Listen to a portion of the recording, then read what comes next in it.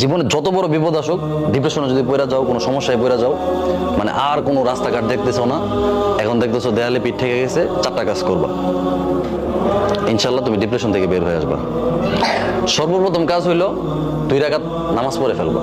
উজু করে 2 রাকাত নামাজ পড়ো। নামাজ পড়ে তুমি আল্লাহ তাআলার কাছে পরামর্শ চাইবে, আল্লাহ আমি তো এই সমস্যায় পড়ে গেছি, আমার তো হঠাৎ করে বাবা মারা গেছে, আমি তো এখন চোখে কিছু দেখতেছি না, আমি তো এই অন্যায়টা করে ফেলছি, আমি কি করব? আল্লাহ তাআলা তোমাকে পরামর্শ দিবে।